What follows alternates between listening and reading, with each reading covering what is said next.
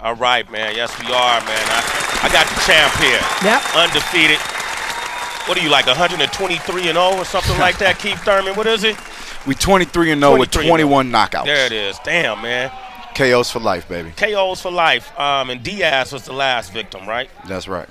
And 3 rounds of punishment. 3 rounds of punishment, and was it the body blow that stopped him? Or, I mean, he just couldn't respond? He's had a rib injury or something like that? That's what his corner said. They said that they wanted to discontinue the fight and not come out in the 4th round. I knew I dropped him in the 2nd round with a clean headshot, and from then in the 3rd round I said, all right, now let's drop it down to the body.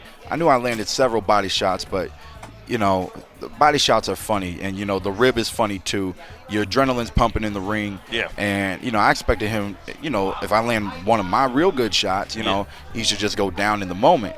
But as he walked to the corner and sat down, I guess, you know, the pain sat in, and they called it off. They called it off. Now, do you target parts of the body, or when you or just an area? I mean, how do you think as a boxer? Do you see an opening and go for it, or do you just power it through?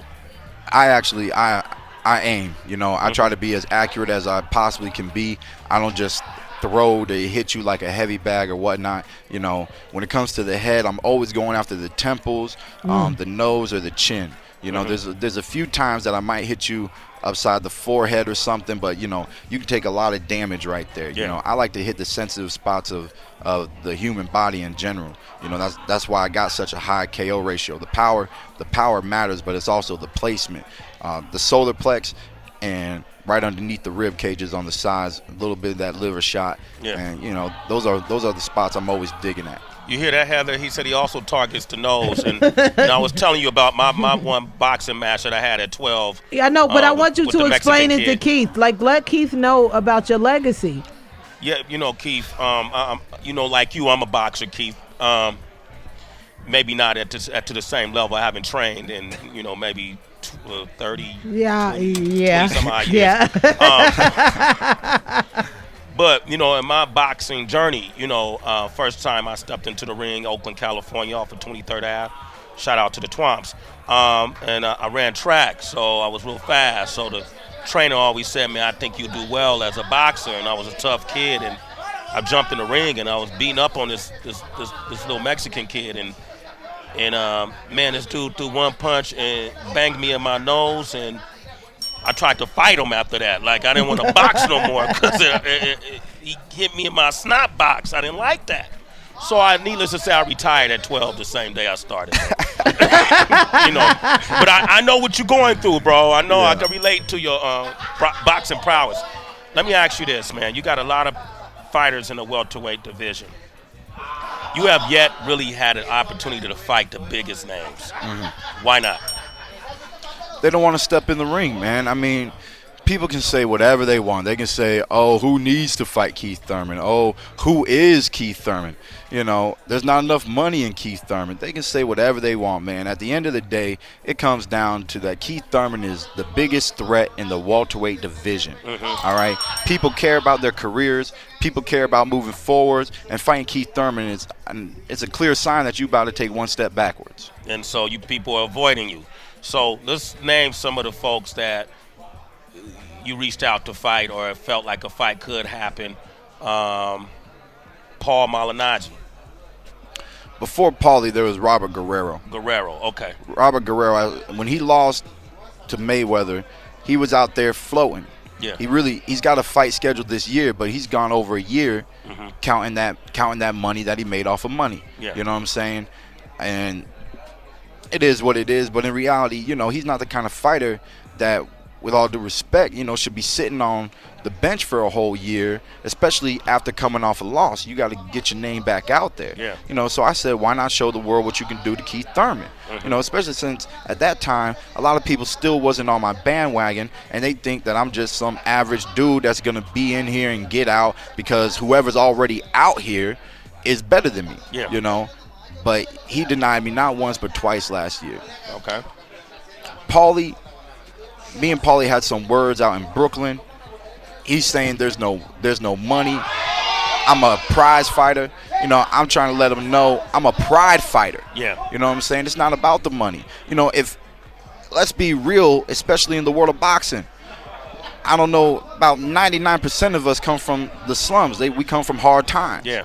You know? So how is there not enough money when you already have accomplished your dreams and you're making more money than you could really ever imagine? Yeah. I don't care if it's 100,000 or 1 million. Yeah. You know what I'm saying? To be doing what you're doing, to make that kind of money in one fight, you know, that's to me, that's a dream come true. So for me, like I said, I'm a pride fighter, not a prize fighter. But a lot of these people, you know, boxing, I really don't blame these guys who are postponing or ducking or anything, because the world of boxing has changed. Yeah. Fighters have more intelligence. Yeah. All right. The business and the aspect has gotten more intelligent. People really care about their careers. Yeah. You know, and at the end of the day, when this is your only job, why not make the most money that you can before you have to retire and bow out? Yeah. You know, but, you know, because I'm not a prize fighter, I'm a pride fighter, I say just come get it when you with it. You know what I'm saying? Yeah. I have another saying. My first saying is KO's for life. Uh-huh. My next one is I have a O, and I'm not afraid to let it go. All right? I like See, this. Yeah. So, yeah. I'm a different breed. All right? I had over 100 fights in the amateurs. I remember what it's like losing. I haven't lost since the Olympic trials in 2007 to get on the 2008 Olympic team. Yeah. That was the last time I ever suffered a loss. And unlike most people, I want to see the man to beat Keith Thurman.